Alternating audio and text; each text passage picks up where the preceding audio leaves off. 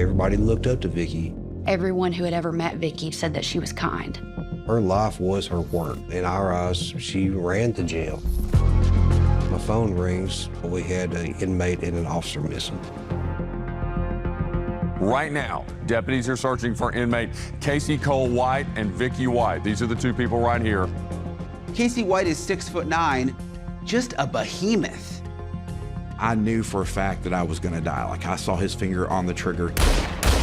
He was ready. The worst scenarios are going through my head. Casey's kidnapped Vicki. She more than likely would be found dead somewhere. I noticed immediately a handcuff key. She had to give him the handcuff key. They're missing, but it just wasn't adding up in my mind. This is not the Vicki White we know. Crazy, crazy, crazy, crazy, crazy. And what's even crazier is this happened in my hometown. Nothing happens in my hometown. There was something going on between Vicki and Casey. She was passing notes to him. He was caressing her hand. It became a love story. I said, I'll bet you this truck is that inmate Casey White from Alabama. I know it is. Let's get out, come on. It's one part Prison Break and one part Bonnie and Clyde. And somehow the mystery only grew deeper after it was all over. Yeah, I'm so sorry, baby. Is my wife still alive?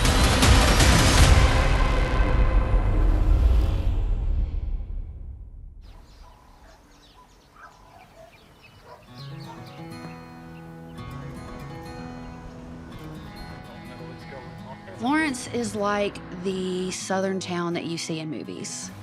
Everybody knows everybody. Everybody knows the business of what's going on. It's one of my favorite towns. I'm biased because I was born there and my family's been there for 100+ years. I was born and raised in Lauderdale County. It's just a real small, close-knit community. We're in the heart of the Bible Belt. We have the Tennessee River. There's a lot of musical history here. It's a great place to live. I was employed at the sheriff's office for a little over 40 years. I've known Vicki ever since she hired in at the sheriff's office as a corrections officer. Vicki was the assistant director of the jail. She handled the back part of the jail. She had the keys to everything. Her job was very important. She took care of a lot of things. She was always by the book, never deviated from the rules and regulations. My name is Brian Enton, and I covered the Vicki and Casey White case. Vicki White is a 17-year veteran working at the jail. She's 56 years old. Vicki grew up in this area. She was very, very well known in the community because it's a small town, and everyone only had really, really positive things to say about Vicki. Vicki was wonderful. She's a great person. She would do anything for anybody. Every time she'd walk down the hall in the back of the jail, they'd go, Miss White, Miss White. She would always talk to them, just see what they needed. Vicki was just A+ all the way around. Her life was her work. She didn't have really much of an outside life at all. She focused everything into her job. But nobody knew Vicki. Nobody knew her personal life. She has no kids. She was married for a stretch, but left her husband because of his drug and alcohol problems. Vicki's ex had Parkinson's, and she helped her mother-in-law, ex-mother-in-law, take care of him. Her ex-husband was really sick, and I heard that he had passed away. She was this woman who had dedicated her life to law enforcement and had a good head on her shoulders. Everyone who had ever met her said that she was kind. Vicki, for several years in a row, was voted by her peers as either Supervisor of the Year or Employee of the Year. She got Supervisor of the Year one year, and I got Employee of the Year the same year, so I was tickled to death, and she was too. She was really a model employee. I'm like, Vicki, what are you gonna do when you retire? She's like, I'm gonna move to the beach. And I said, that would be fun. You deserve that. Vicki had been talking about retirement for a few months. And then she went ahead and put in her retirement papers. And I said, can you believe Vicky's retiring? The girls in the front office that worked there said, no, I just think she's bluffing us, you know. She won't retire. She won't know what to do with herself. Fridays were my off days, but that day I had to come in to testify in court. My lieutenant calls me and wants to know, had I seen Vicky up at the courthouse? And I said, no. He's a pretty calm, cool, collected guy, and I could hear panic in his voice. And early that morning, she had brought an inmate to the courthouse for a mental evaluation. 3 p.m., nobody's seen her, nobody's talked to her, and her patrol car is missing. Something was going on, something was wrong. The worst scenarios are going through my head. She's been kidnapped. The inmate Vicky was transporting was 39-year-old Casey Cole White. He was already imprisoned and waiting to be tried on a capital murder charge. Casey White, first time I seen him was, oh my gosh, how tall is this guy? He's 6'9", just a behemoth. What went through my mind is Casey would murder her. He, however he did it, was able to abduct her, and she more than likely would be found dead somewhere. I was very scared for Vicky because I knew stuff that he's accused of doing. Casey was a violent person. There was a reason that Casey White was in prison to begin with, and you really had to go back to 2015 to piece it all together.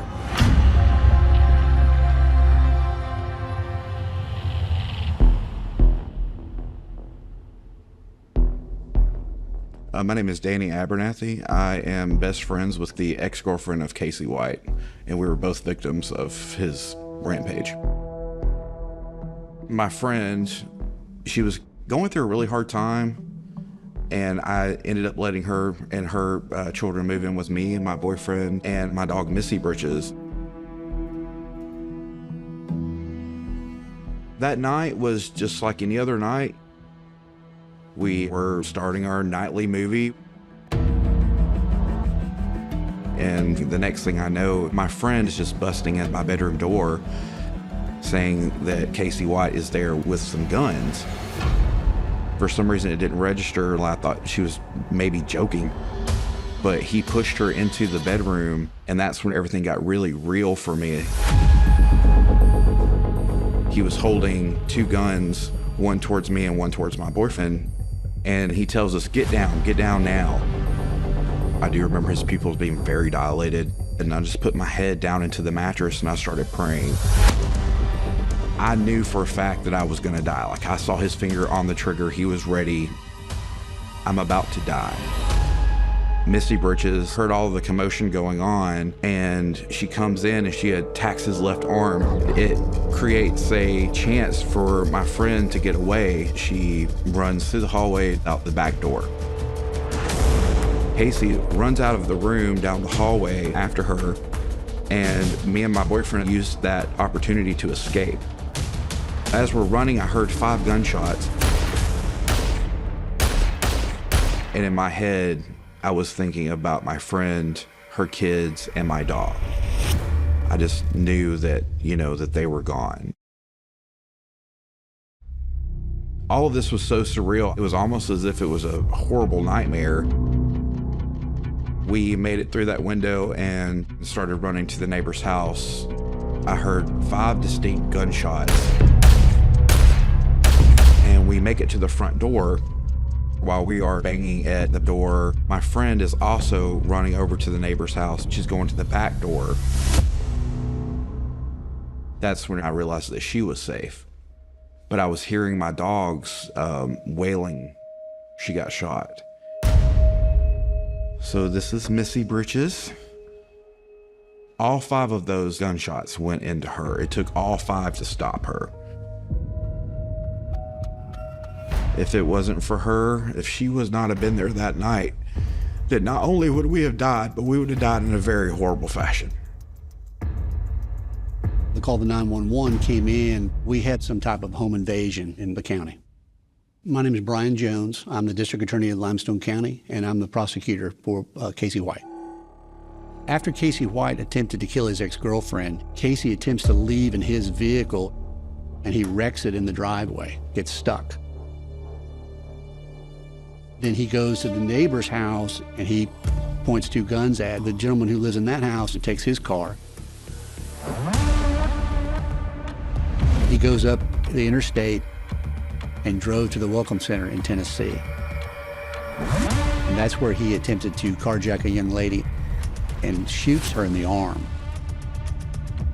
He then abandons that car and goes to the gas station down the road, carjacks another car, and that is the vehicle that he drove back to Alabama.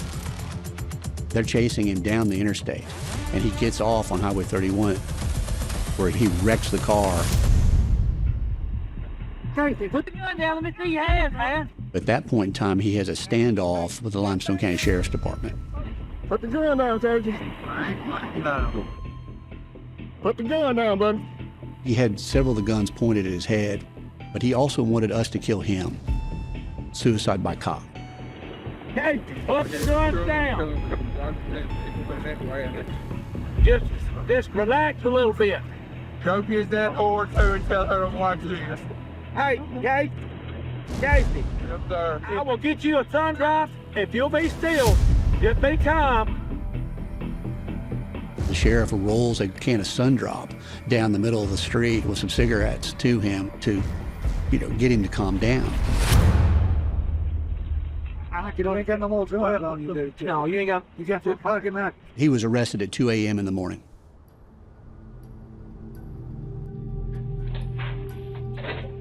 I'm investigating Ramsdale. No, I never. And you know Captain McNabb? No. All right. I hate my life. I'm sick of it. I ain't right, and I can't. Nothing ever helps them. Don't matter what prescription drugs I take. Don't matter if I do drugs, don't do drugs. I don't do drugs. And he explains to the investigators, this is why I did it. He fully intended to kill his ex-girlfriend. I got no big fight. I've been trying away just to kill her ever since. I couldn't wait no longer. I had to do it tonight. Do you regret what you did tonight? You gonna write it down? No, I'm just asking. I'm just curious. I regret I didn't kill him.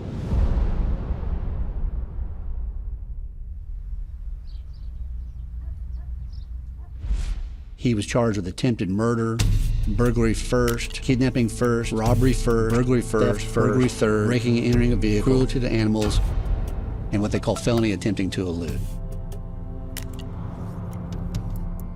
On February 4th of 2019, jurors found him guilty. The judge sentenced Casey White to 75 years to serve in the Alabama Department of Corrections.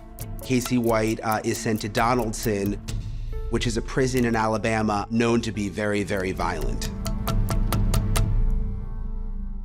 And then just 1 year later, he confesses to an unsolved 5-year-old murder. Meadowland Apartments was the scene of what Rogersville police are calling one of the most violent crimes they have ever seen. In 2015, a 59-year-old woman named Connie Ridgway was stabbed to death in her apartment in Rogersville, Alabama. We entered through the back door of the apartment. It was open. Went through the kitchen area and found Miss Ridgway in the living room. There was a fair amount of blood inside the apartment. There was no decomp. Just visually looking at it, I would say 24 to 48 hours from the time it happened till the time she was discovered.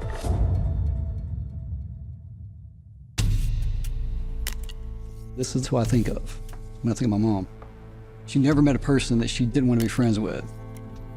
For a number of years, the Connie Ridgway murder remains unsolved, and it seems like there's very, very little progress with the investigation in that case. The case had gone cold. I know the family was getting frustrated.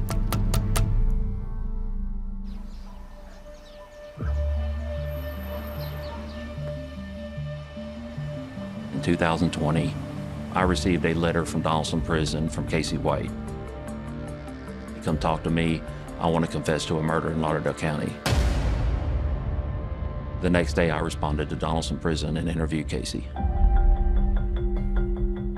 I'm here now. What do you want to tell me? And at that point, he says, I want to confess to the murder of Connie Ridgway. In August of 2020, I got this message say, hey, Austin, this is the victim's liaison. You need to call me. It's like, okay, well, something's going on with our case. That's when they told me that Casey White confessed. But it was like this weight was just lifted off from us. You know, Casey White, we've got justice, finally. You know, we're never getting our mother back. Have that closure, that justice, it's a little bit lighter. We have endeavored to find the person responsible for this. But yesterday, the grand jury issued a capital murder indictment charging Casey Cole White. The grand jury indicted him on the murder of Connie Ridgway, and he was brought to our detention center to be arraigned. He come in and I'm like, oh my gosh. Casey was a big guy. I would be scared of him if I saw him on the street.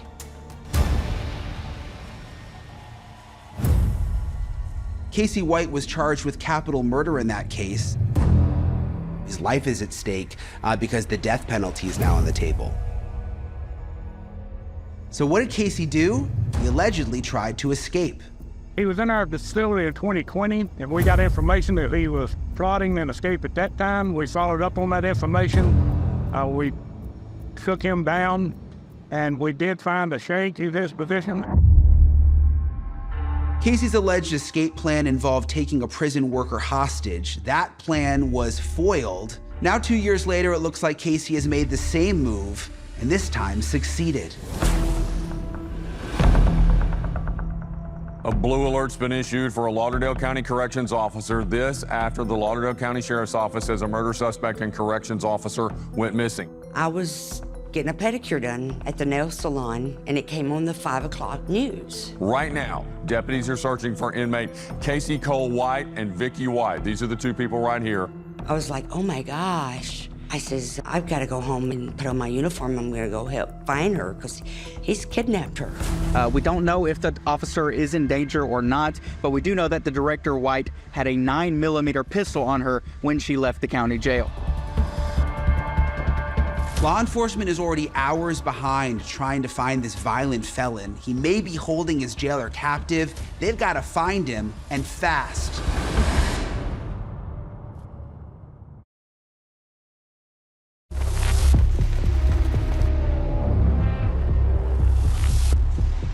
Casey White is an extremely dangerous person. So he has nothing to lose with his violent past, and we need to get him located and get him off the street. I was very concerned for the general public. This is a very dangerous person who's now loose. We didn't know where he was. We opened the safe and got out the AR-15 rifles and made sure they were loaded. I've never in my life ever felt fear like I did that day that I learned that he escaped. And immediately I called my boss and I told her, I was like, I quit my job, I'm sorry. But my plan was I was gonna leave Alabama. A friend of mine actually gave me a Glock. He showed me how to load it and I kept it under, it literally went everywhere with me. It did not leave my side. Friday, about 5:30, the victim's liaison calls me and says, Casey White's escaped.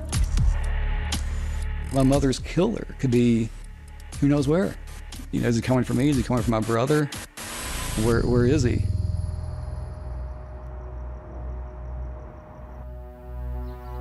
We started working, looking for any evidence or any clues where they may be. But one of the things I had to do was figure out what patrol card she had. We looked at the footage from the escape.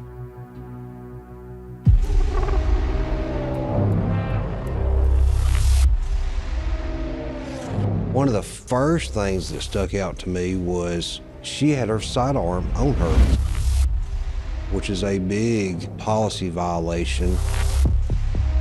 You either lock your weapon in your car or there's a box on the wall that you can lock it in. No one's allowed to have a weapon inside the jail. We also noticed she's in front of him or beside him with the gun exposed. The right way to do it is the inmate walks in front of you. She walked around in front of him to her car. That's very dangerous. It all showed us that she trusted him.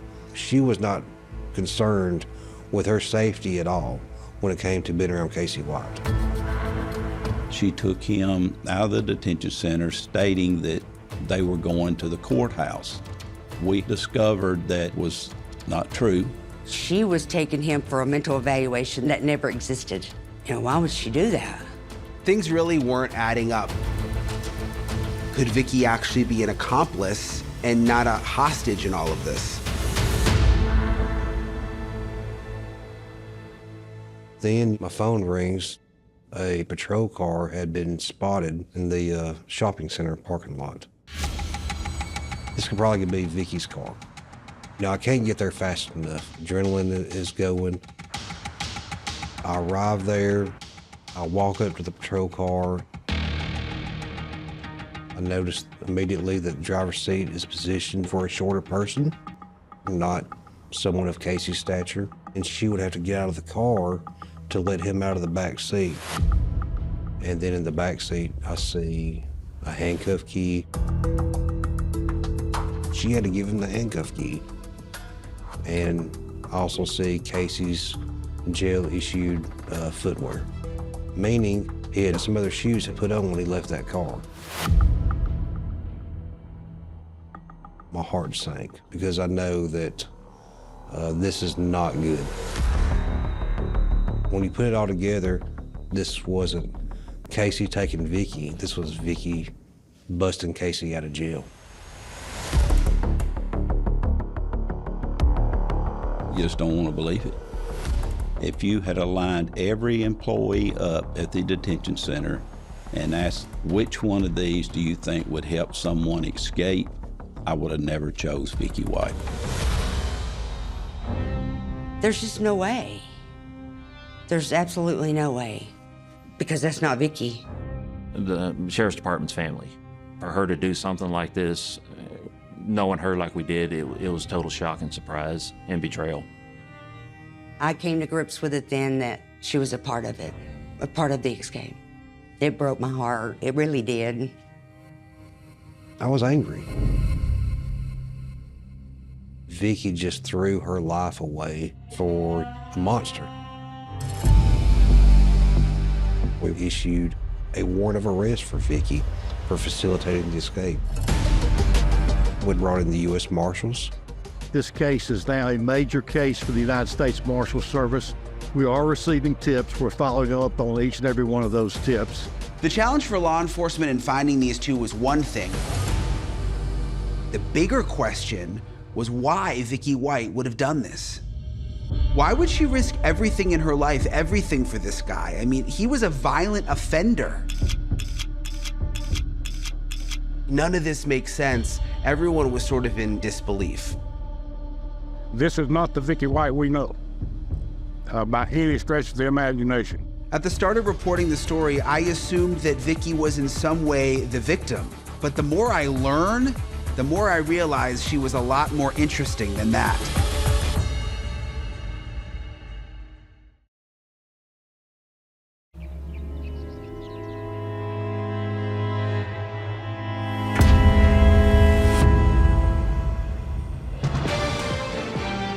The Lauderdale County Sheriff's Office says Assistant Corrections Director Vicky White and murder suspect Casey White, they're not related, disappeared yesterday, never arriving at the courthouse. When we first got the call to head to Alabama, I remember it was still sort of unclear, like exactly what happened. We just knew that this man named Casey White had escaped and that possibly a jailer named Vicky White was involved. Brian, you've been on the ground there for about 24 hours, digging, talking to people who knew both Vicky and also Casey. This is definitely a community and a region on edge right now, and people are still trying to mentally process how all of this could have happened. We started covering it early on, and people were tuning into News Nation to get the updates every day. They became more and more obsessed with the case. Pretty early on, there was a Facebook group. It was growing and growing and growing. On social media, there were suddenly like hundreds of thousands of followers. Can we talk about this case? Because I'm hooked. Okay, listen, come here. Dude needs to get off the streets. He is very dangerous. He would be very hard to miss. Around the time when Casey and Vicky happened, I was at home on maternity leave. And so when it happened, I was able to follow it very closely.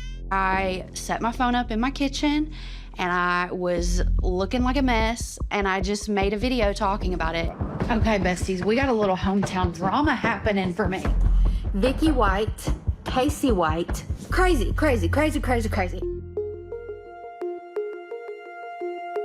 Vicky was familiar with some of my family, like my mom and her went to the same high school. My grandfather has been friends with Sheriff Singleton for years. And because it was so close to home to me, I was like, I have to talk to someone about what is going on here, because this is crazy. Vicky White, corrections officer, high up, big boss woman. Casey White, very bad man, okay? Miss Vicky takes it upon herself to help Mr. Casey escape this past Friday, okay? It took 6 hours before anyone realized they were gone, okay? I posted it, I put my phone down, and I picked it up about 30 minutes later, and the video was at 500,000 views. And my notifications were just crazy. People asked me to keep going and keep releasing information. Listen, I'm gonna be following this like a cat follows a mouse, because I've been hyped ever since it happened. So I just kept posting updates about the case and about what was going on. So the updates we have are that they have found her radio and the shackles that he was in. We were asking the same questions as everybody else. What was Vicky's motivation, and where are the fugitives now?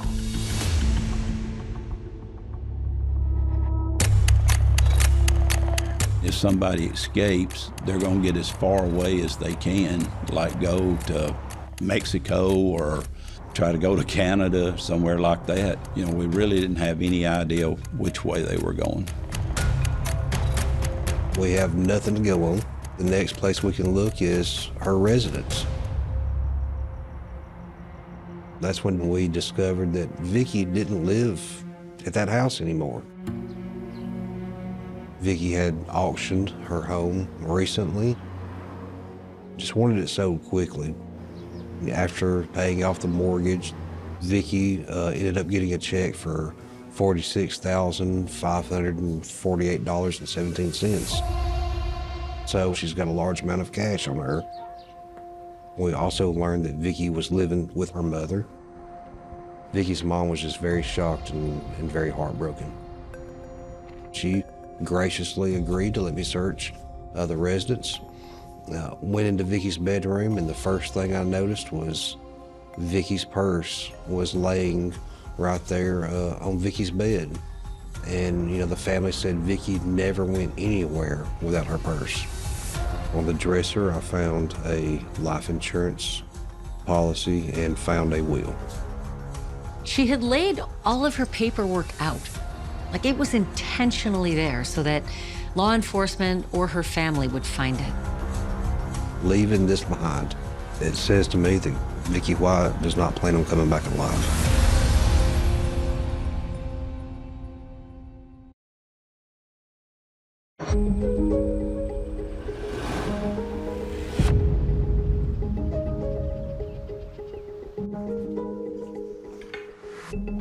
My name is Ashley Banfield. I'm the host of Banfield on News Nation. We covered the Casey White, Vicky White story extensively. At first, it was thought that Vicky may have been kidnapped, but the sheriff now says it looks like Vicky White was instead an accomplice. This story was so odd because Vicky was not quite the person we thought she was. That's why this really stood out. There was a lot of confusion when word started to spread that Vicky was involved. No one could believe it. We went out to her mom's house. She never wanted to go on camera, but she would come out and talk to me. And she was just very, very upset about everything. I think the family felt embarrassed with what was going on because this was so out of character for Vicky. One thing we started to hear early on was that she was lonely. Her husband had died, and there was this feeling that she was vulnerable. You know, they've been divorced for several years, but I think they were still on speaking terms. And I wondered if that might have had something to do with this or not. I think Vicky was lonely, but I think she got lonelier after her ex passed away. She didn't know what to do with herself. We all had our theories, but Vicky's true motives were a mystery, and honestly, the only way we were going to find out is if law enforcement could find her. The last place Vicky and Casey are known to have been is at the shopping center where she ditched her patrol car. But where did they go from there? Now we've got to figure out, how did they leave the shopping center? There had to be a car sitting there waiting, which only she could arrange. There was no surveillance cameras that covered that particular spot, which told us, immediately that Vicky had been doing her homework.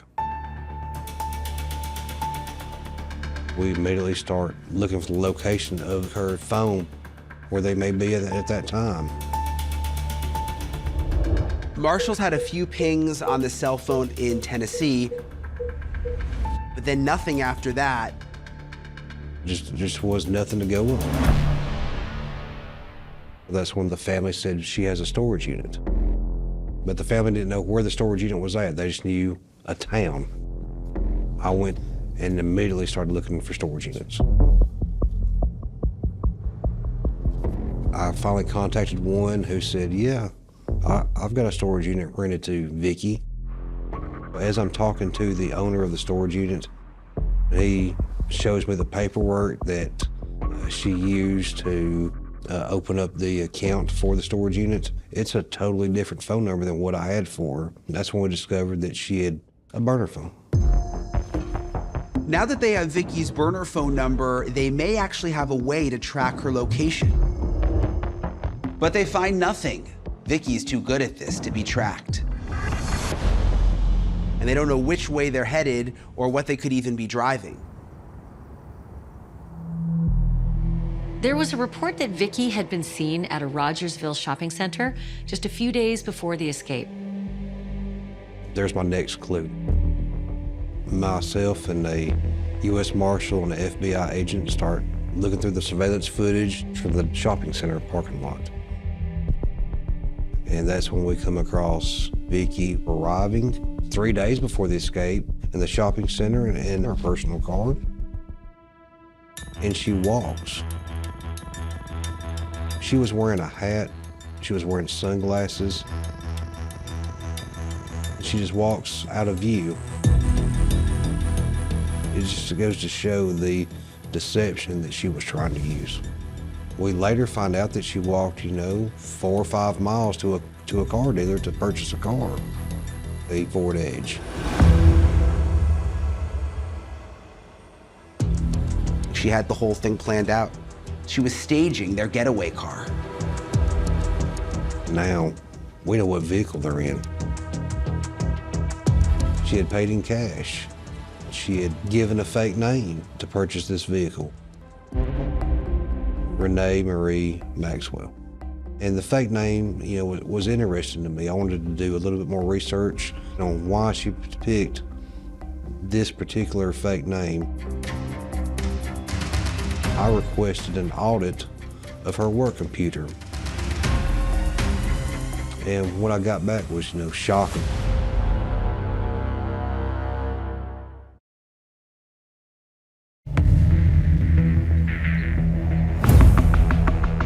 With Vicky getting Casey out, we knew right away that she could not go around claiming to be Vicky White. She had to have some kind of a plan for what names they're going to use.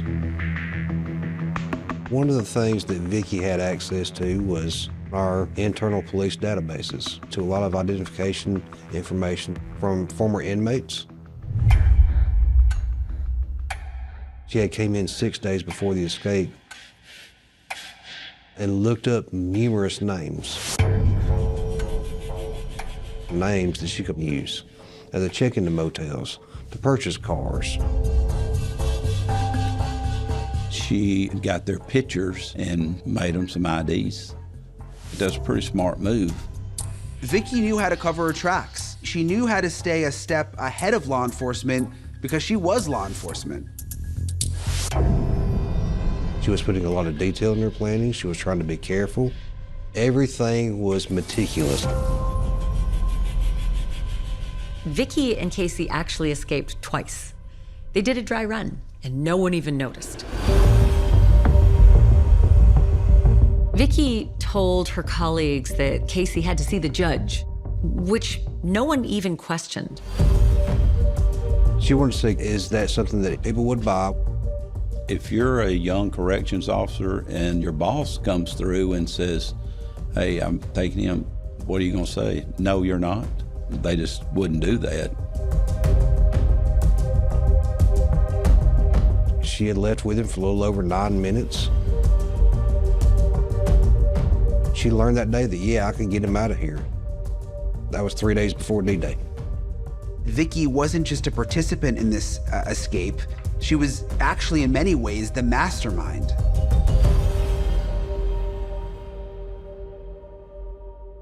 How could she betray us like this? Why would she do this? How could Vicky put this monster on the street? As I continued the investigation, we went back and started looking at all the surveillance footage with Vicky.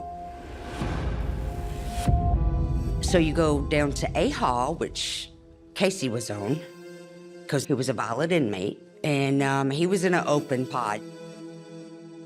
Vicky passed out the commissary. In an open pod, you have a panhole to get their tray in there and out, so you don't have to go in the cell. She was passing notes to him. He was caressing her hand. She was giving him special treatment. You can see Casey passing Vicky a note, and then Vicky puts the note in her pocket.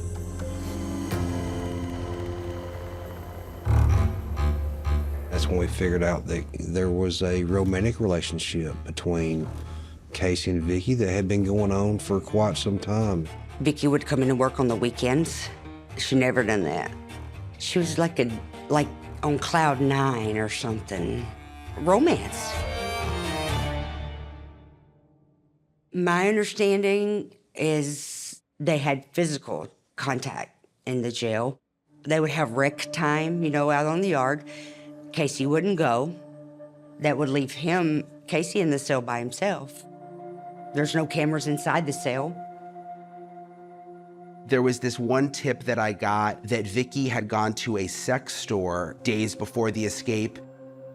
And it all sort of started to emerge that she was preparing, that she was getting ready for him to get out, and they were going to go on this adventure together. It became a love story. It became something different than just a bad inmate who co-opted a guard. It is giving Lifetime, and I love a good Lifetime movie on a Sunday afternoon, yes. The love story led to Bonnie and Clyde comparisons. People were hooked. Miss Vicky had a little shopping spree at the local sex shop. I'm pretty sure Vicky done climbed that tree by now because he's 6'9", honey. Go, Vicky, go. She's an upstanding person and he's a criminal, and they fall madly in love. What do you make of that? And he's not even cute. Vicky did this for love. And I think for that reason, she became a tragic figure who people, really responded to. I wish I could go back in time and be your friend. For most of us, we saw a little of ourselves in Vicky. Vicky, you look radiant as always. Casey, stop I guess I colored my hair. There were people sort of rooting her on behind the scenes and not wanting them to get caught. This was her chance at an adventure, at love. She was lonely, vulnerable, in need of attention, maybe. But I think Vicky kept everything inside. For Vicky, she was always the person that colored within the lines. She was always available to everybody else. There was nothing that she just did for herself. She lives alone. She works at the prison. Day after day, it's the same drill. We put up with a lot there. It's very easy to get burnt out. I think that jail drove her crazy. And then along comes this big strapping guy who's a decade younger, and he offers her attention. She gets involved with an inmate, something she probably didn't ever expect to do as a correctional officer. How much of it feeds the need for thrill? She thinks she's in love with him and thinks that he's the superhero, great, wonderful man. I think she just wanted to run away with the man she thought she loved.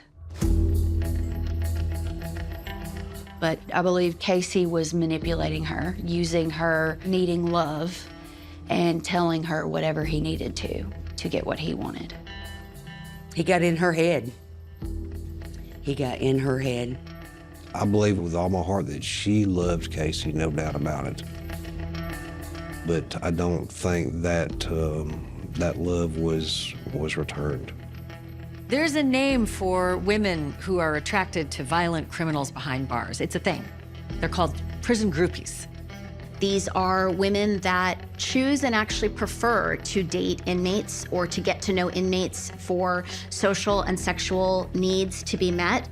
And that appeal only becomes more intriguing when we start to talk about high-profile criminals. Usually it is women from outside the prison who fall for these guys because the whole relationship is really based on it being a fantasy. Vicky's case is something else entirely. She can have a real-world relationship with Casey, and she does. But it's still a fantasy. They're gonna get caught sometime. You cannot go on the run and expect to live happily ever after. Even if Vicky's role in this escape was spurred by love, she was still very much in danger. We always theorized that once Vicky could no longer help Casey, he was gonna kill her no matter what. Officials believe Casey and Vicky White are in possession of a shotgun and an AR-15 rifle. Sheriff Singleton says Casey should be considered even more dangerous given the circumstances. He's facing the death penalty, so he had nothing to lose. If she becomes a liability to him or slows him down, then I think he's very capable of killing her. I'd wake up and be like, I wonder if she's still alive, you know?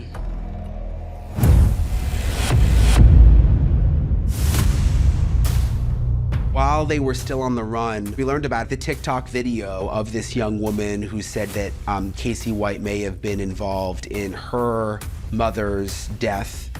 Casey White was with my mom the night that she committed suicide.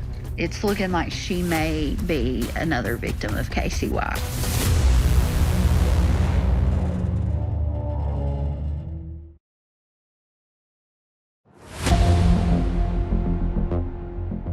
When Casey and Vicky escaped, there was another video that went viral on TikTok. I cried myself to sleep last night. Just really. She was talking about her mother, Christy Shelton, who had died in what was ruled a suicide, but when she died, she was alone with Casey. So there's this TikTok with this wild claim, and local news and law enforcement pay attention. The Limestone County Sheriff's Office is reopening an investigation into the death of Casey White's ex-girlfriend in 2008. She and Casey were dating, and then she's found dead in her home. We're told that she may have been trying to break up with him. She died from what police said was a self-inflicted gunshot wound from a sawed-off shotgun. The victim's daughter always felt like the circumstances surrounding her death were suspicious and that it was never properly investigated. Christy did not leave a note behind, and police ruled it a suicide. I don't feel like she even had a fighting chance getting justice for what happened. Justice for Christy Lynn.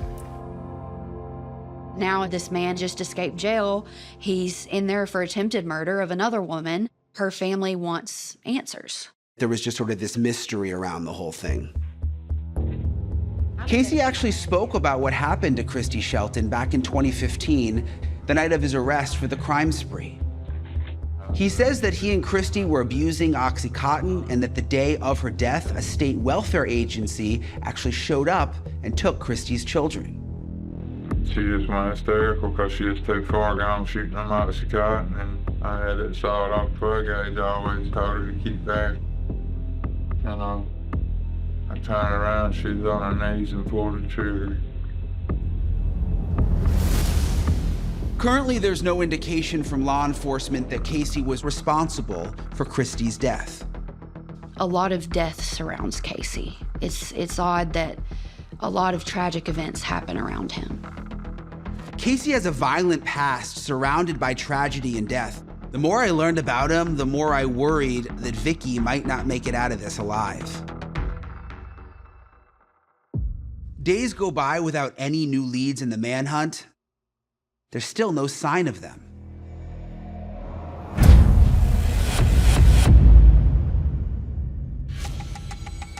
Within the last few hours, that getaway car we've all been looking for has been found.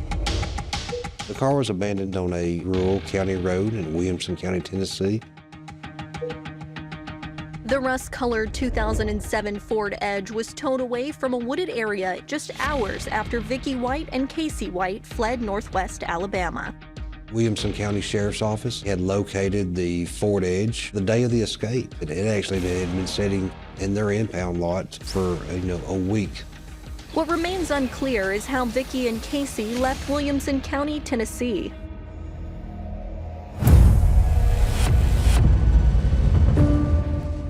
The U.S. Marshals were canvassing the area in which the vehicle was abandoned when they discovered that just down the road, a Ford F-150 was purchased from somebody's front yard.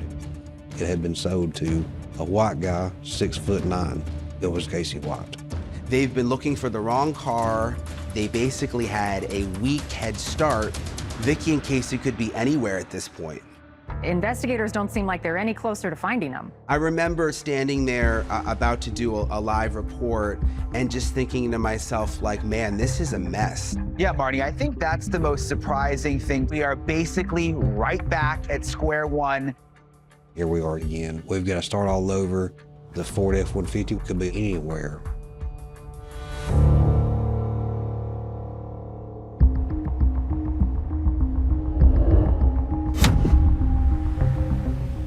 My name is James Stinson. I'm the manager of the Weinbach Car Wash.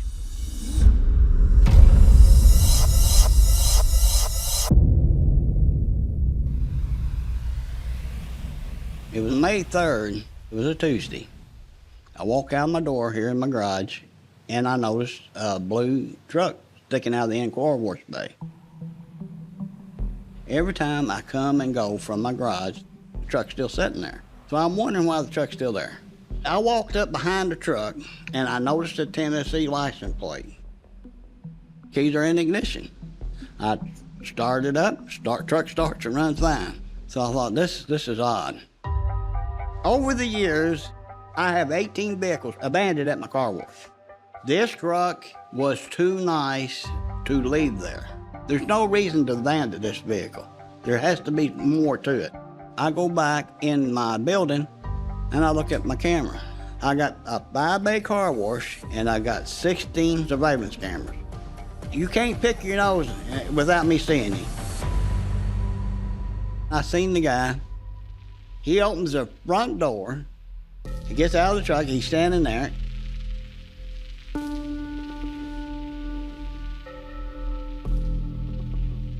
He walks down toward the end of the car wash. He looks out down the car wash, and he's watching for something. And then I seen him walk out of the bay, down Graham. There's something going on. There's something awful suspicious about this. So I called the police. This is the dispatch center. There's a truck been sitting in my bay since yesterday at 3 o'clock. I looked at my cameras and the guy's kind of suspicious.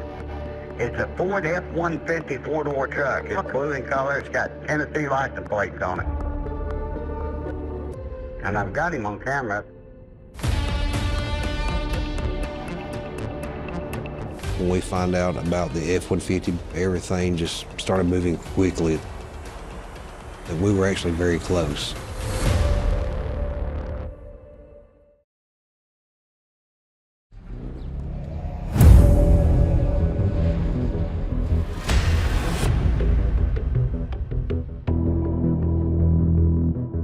Because I was so suspicious of the truck, I went back and watched the film. Then I make the connection. I seen Vicky White and Casey White plastered all over TV since Friday night, the 29th of April, when they first left there. I had a buddy of mine, and I said, I bet you this truck is that inmate Casey White from Alabama. I know it's him. He said I was goofy. Ain't no way. You lost your mind. Well, that throwed me off, so I called the police.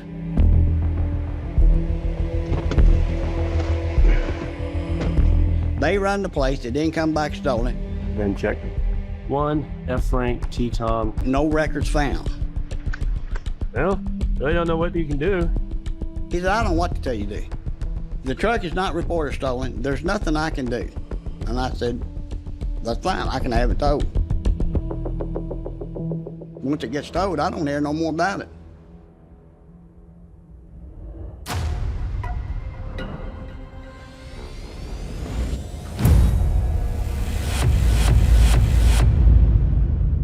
When we find out about the F-150 being purchased, we started doing some research through the national database and found out that the license plate for that F-150 had been ran in Evansville, Indiana. Marshals immediately get on the phone with Indiana. Hey, did you run this license plate through the national database? Yes, they had. That vehicle had been abandoned at a car wash. Sunday night, U.S. Marshals from Alabama called me and said, did you have a truck towed from your car wash? Yes, I did. Yes, I most certainly did. He said, you got that on camera? I said, yeah. He said, man, you the bomb. I said, this is about that inmate Casey White, ain't it? He said, yes, we think it is. I said, I know it is. He said, we'll be there the next morning, 9 o'clock. They explained to him what the situation is. You know, he may have some valuable evidence with that surveillance footage. We would appreciate it if he would not disclose any of this information. We don't want it getting out. I said, okay, that's fine. And I went back and watched my camera again. I Googled inmate from Alabama, where he's standing in that hallway of that jail. It shows his arm. The tattoos was a perfect match.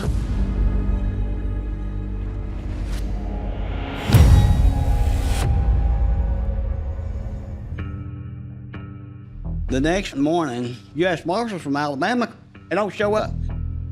They said they'd be there at 9. Nobody shows up. It made me mad. It made me insanely mad that I couldn't get nobody to listen to me. I wanted to talk to somebody. Casey White.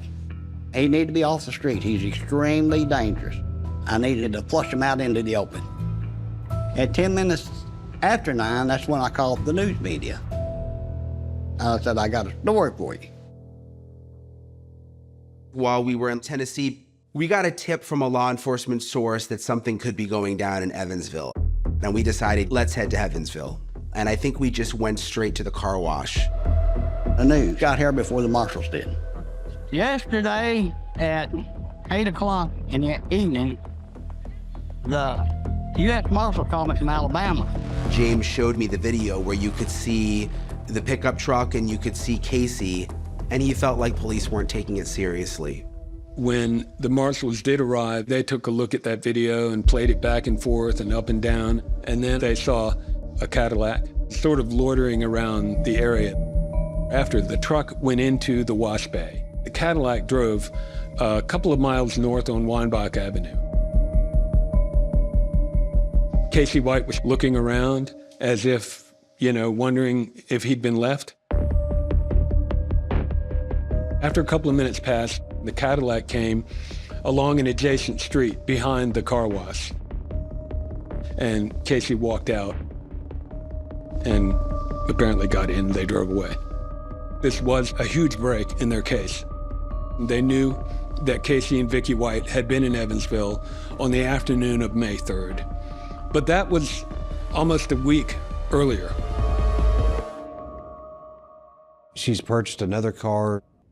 How many cars are we going to go through at this point? Is this going to lead us to another car? Is this going to lead us to another car? Maybe one of these days we'll catch up to him. Tips were rolling in, and they were getting a lot of them. We have U.S. Marshals Task Force assembled in our operations center. We were receiving phone calls from multiple people saying, I think they're in this community, I think they're this part of the state. There was a possible sighting of Casey and Vicki White near Seymour, Indiana. A tall man and a short woman, and the witnesses who found them thought that they acted suspiciously. Marshals in another part of the state looked into that one and determined that it wasn't them. At that point, we thought they could be anywhere in the country. They could be in Mexico, they could be in Canada. We didn't even know what to think. Later that day, an Evansville Police Department detective was driving home at the end of his workday. As he passed Motel 41, his gaze caught the sight of a gray Cadillac. It was right out in the open.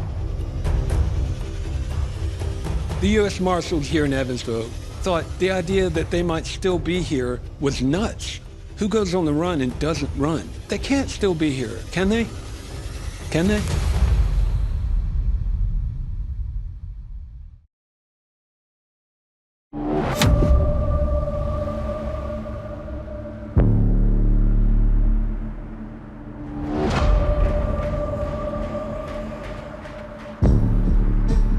An Evansville Police Department detective saw a gray Cadillac at Motel 41 as he was driving home at the end of his workday. He contacts our office and says, I've observed a Cadillac that looks like the one you're looking for. And I'm thinking, this can't be the one. I can't imagine that they're still in our city. And his supervisor told him, go back, get the license plate. He did a U-turn. He did a pass through the parking lot. And he just kind of coolly glided by, glanced over, committed the number to memory, and then called it in. The problem was that on the car wash video, the license plate of the Cadillac was not readable. Back in the command center, we're looking through some license plate readers. We started noticing some pictures of the F-150, and there was always this Cadillac that was kind of following it. And they got the license plate off of that. And the Cadillac in the parking lot at Motel 41 lined up, same plate number. Everybody grabs their gear, and all these deputy marshals and my task force members left immediately and set up strategic locations close to the Motel 41 premises. They're in unmarked vehicles, they're in plain clothes. They just kind of stay covert in the parking lot and wait for some type of movement. The Cadillac was parked just a shade left of room 150. One of the Marshals task force members went to the front desk, and he found out that on that side of Motel 41, only 2 rooms were occupied, room 150 and the room next to it, room 151. But they weren't sure what room they were in. 2 members of the Marshals task force had binoculars, and they were keeping an eye on it. They're patient. They could wait 24 hours to see if they come out. The Marshals task force members spotted a pizza delivery guy knocking on room 151. And they waited a few minutes for him to drive back to the pizza place and asked him to describe whoever he delivered the pizza to. And they determined that was not Casey and Vicki White. It had to be room 150. Now, while this is going on, Casey and Vicki are in the motel room, and they see that the truck has been discovered. A Ford 150 had been discovered here at this car wash here on Weinbach Avenue. Now, Casey White was seen in the video So now they know law enforcement is close again. They decide they're going to leave the area of Evansville for good. To be a fly on the wall of that conversation, they think that the marshals are hot on their tail. The marshals are right outside. Plan A was to take the whites quietly. The marshals had put out the call for an armored rescue vehicle, basically a tank. And their plan had been to park that tank behind the Cadillac and box them in and preclude the possibility of a shootout happening. But then a woman in a wig stepped out of the room, put something in the car. A few minutes later, a tall man with a crutch came out. It was Casey and Vicki White. Casey and Vicki White surprised them coming out as quick as they did. But they let them get in the car, and when they're pulling out, we have probably 5 or 6 units, and everybody just gets it in gear and pursues them. The marshals had unmarked vehicles. They were trying to not alert the whites that they were behind them. We had 2 very dangerous people. We knew they had weapons in the vehicle, and there may be a shootout if they encountered law enforcement. Their plan was to box them in or execute a traffic stop and do it without a gunfight breaking out. Casey White was getting ready to turn left on US 41 and abruptly switched from the left turn lane to the right lane. He turned right on 41 and took off. That was when the chase began. Casey White dodged tire deflation devices and went through a red light. They approached the intersection where there was a lot of traffic congestion. So he cuts across the front lawn of Anchor Industries. He goes around the north and east end of Anchor Industries into an employee parking lot, spots a grassy open field, and goes there, thinking perhaps that that was a way to freedom. The open field along Baumgart.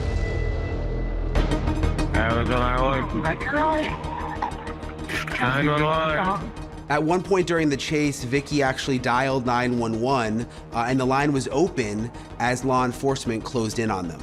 Initially, we thought maybe it was a Lone Star call, but it wasn't. Vicki had actually dialed 911. It sounded to us like she didn't realize the call ever connected, maybe with the commotion going on.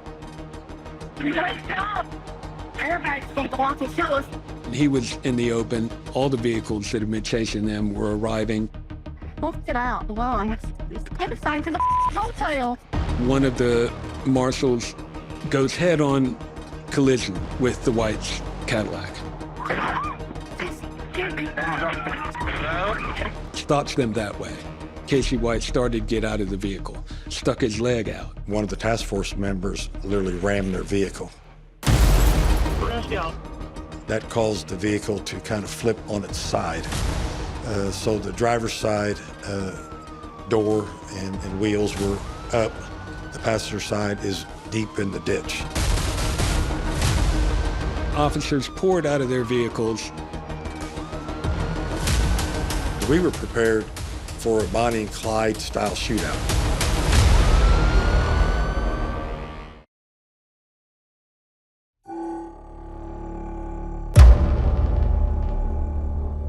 We had heard Vicki White was lonely, she was vulnerable.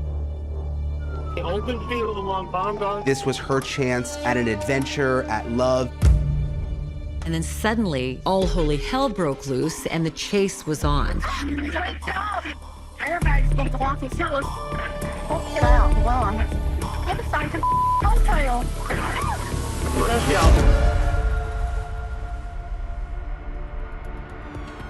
The vehicle was rammed and entered the ditch. Almost instantaneously, they hear a gunshot. Casey White immediately threw his hands up and he said, "I give up." He didn't resist. They took him down. Where's he hit? I don't know, back of my head and to the side of town. He's got herself. He said, She's breathing. When the task force members approached the vehicle, she was laying in the vehicle, unconscious. Doug, just keep your eye on the gun. Just don't worry about looking away. Hey, watch your hand. Watch your hand. Did she shoot herself or what? Yes. She did. Done where you ready. Okay. I'm gonna grab it. All right, pull me out. Hey, y'all play space ace cars. They all jacked up.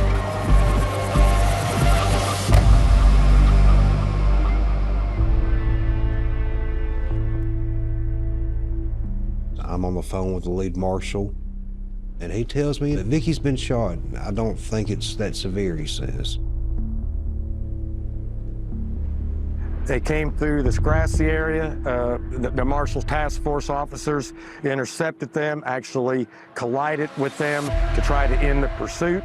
It was amazing how fast it started and ended. EMS personnel there. We had news media descend upon us quickly.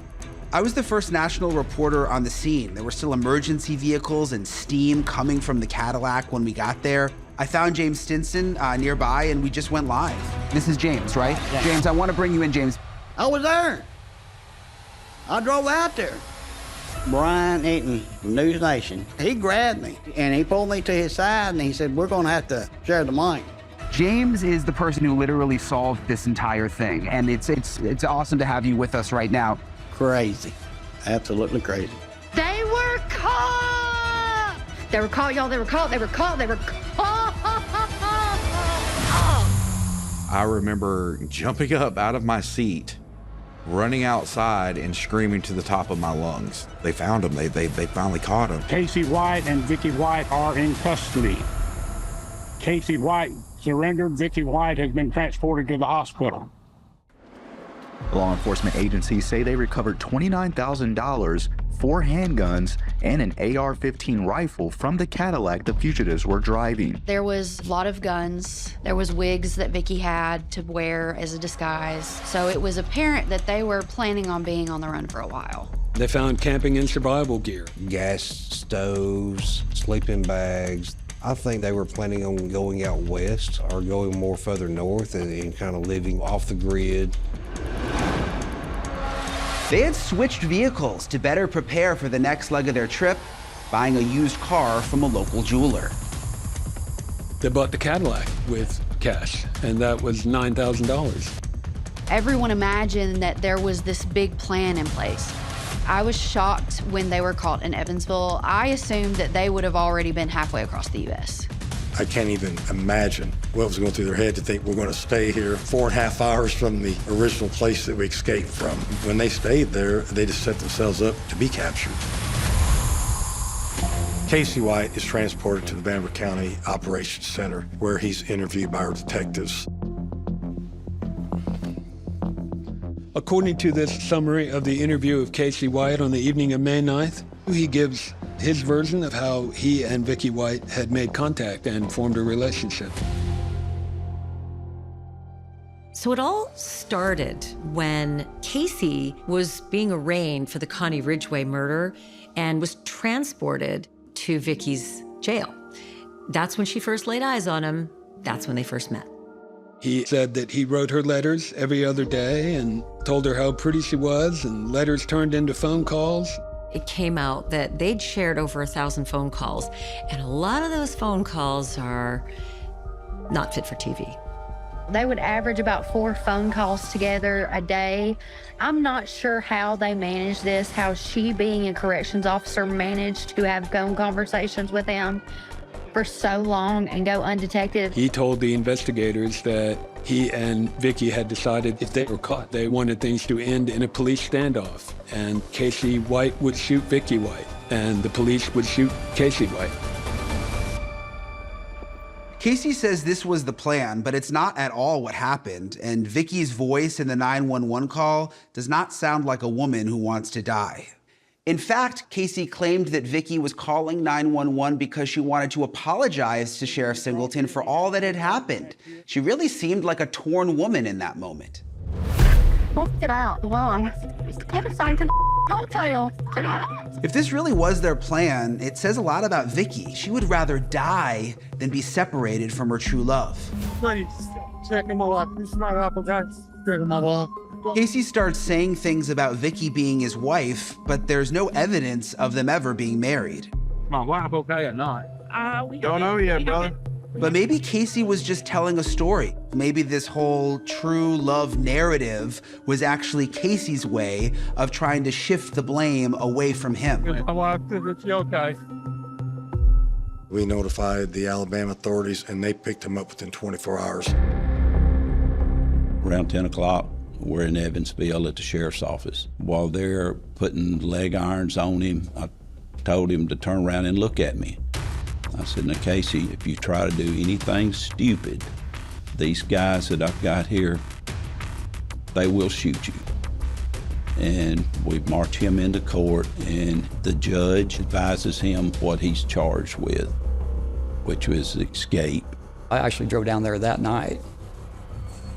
I saw him arraigned for the escape, and he passed. He was this close to me. He passed by me this close. Casey wasn't worth it. It was just indescribable feeling, being that close to potential evil.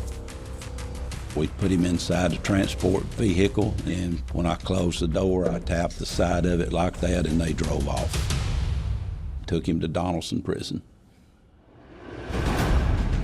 Casey White is now in custody, and we have just learned in the last 20 minutes or so that former corrections officer Vicky White has died.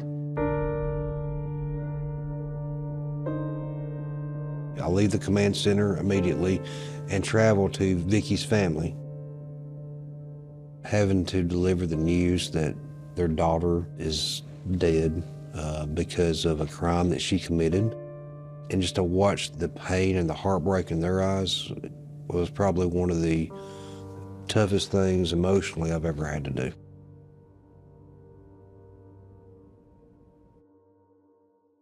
In this bizarre odyssey, there were a lot of people who were rooting for Vicky. They were cheering this pair on in a very weird way and were very upset and saddened to learn that she didn't survive.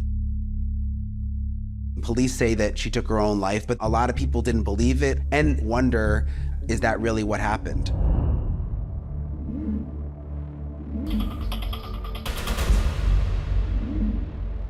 People wanted Casey to be caught and Vicky to be rescued. And it wasn't going to turn out that way.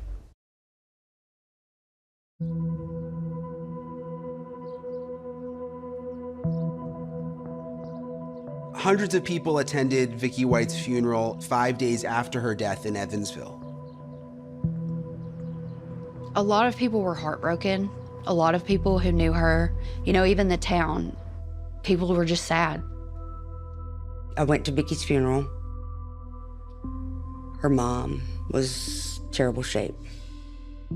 I was devastated. Some of us who served with Vicky chose not to show up for Vicky's funeral. Vicky violated and betrayed the trust in all of us that worked with her, but her family hadn't done anything. So I did choose to go to the funeral and just show my respects to them. It hurts.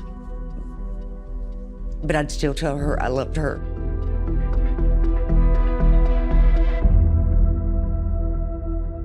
People liked Vicky, they were rooting her on, and they didn't like Casey. And so a lot of people didn't believe that she had taken her own life. Black. Where's he hit? Where's he hit? I'll go back to my bed to the side and say, God yourself. Please, check him out. This is not up, guys. Check him out.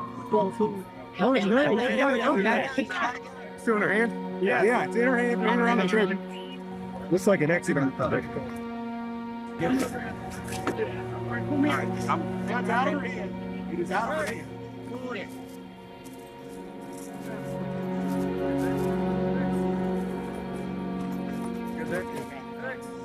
Thanks, my wife. That's a best woman in the world right there. Please, that's the best woman in the world. Vicky, I'm so sorry, baby. I'm so sorry, baby. Anybody in this world don't deserve it. She don't. A lot of people say that Casey White shot her. When she shot herself, it hit me. But y'all ain't gonna believe me. I'm gonna say I killed her. Just like y'all say I killed everybody else. People debate it, but the coroner here ruled it suicide, self-inflicted gunshot wound. It was just impossible that he could have been thrown around the car and within a split second reached around and shot her in the side of the head. She would have never come back and faced anyone. Vicky was always concerned with her reputation, her job. She took pride in it. Vicky turns around and puts the whole world in this dangerous situation by running off with Casey. Vicky would not have wanted to face the consequences. But even if Casey didn't shoot Vicky, the law might allow prosecutors to hold him accountable for Vicky's death. They charged him with a felony murder. Somebody dies during the commission of a felony. It doesn't matter whether or not Vicky White shot herself. Today, facing a June murder trial in his former jailer's death, Casey White pleaded guilty to the lesser charge of first-degree escape. We were able to work out a settlement of that whereby the murder charge for Vicky White's death was dismissed. There's this very dramatic moment in court where he speaks out and basically talks about how him and Vicky were in love. Today, a visibly emotional Casey White apologized specifically to her mother, saying they'd fallen in love and things weren't supposed to end this way. After the manhunt ended, Casey had this very impressive legal team, and they start digging back into the Connie Ridgway case. We're going into it with the goal of saving Casey's life because he's facing the death penalty. June 2020, he confessed to the Connie Ridgway murder, explaining details about the crime and talking about how he did it and why he did it. And just taking that confession, it sounds like he probably committed this homicide. But Casey White did not kill Connie Ridgway. This was a false confession. DNA was found at the scene on the murder weapon, and it did not match Casey White. There is nothing in his confession that can be corroborated, other than Ms. Ridgway died. He was trying to convince the investigators that he committed the Connie Ridgway killing. But why would he do this? There was this theory that he was trying to get out of the prison that he was in, that if he was charged with a new crime, he would be transferred to that county jail for processing. He's in the Donaldson Correctional Facility, which is a notoriously bad prison. Donaldson is a prison where there's always inmates killing inmates. The crime rate in there was high. He was looking for a way to get out of Donaldson Prison before he was killed by a prison gang. Vicky White did not believe that Casey White had murdered Connie Ridgway. She believed in his innocence, and that's one of the reasons that this whole thing happened, that she helped him break out. She believed him, you know. She fell in love with him, totally in love with him. Casey told the officers that Vicky White brought up the idea of escape. There were still so many questions about Casey and Vicky even after he was back in jail and the manhunt was over and Vicky was dead. So I started writing Casey White in the Alabama prison system, just wanting to hear his take on what happened behind the scenes with him and Vicky. And then one day out of the blue, my phone rang. It was a number that I didn't recognize, and I was shocked when I answered. It was Casey White on the other end. And I immediately started recording. You were saying you needed to talk to me ASAP. What's going on? A little protection tonight. I got a woman, a baby girl buried up in the Highlands feeling there. Yeah, that's a month ago. So did you say that there's a woman buried up there?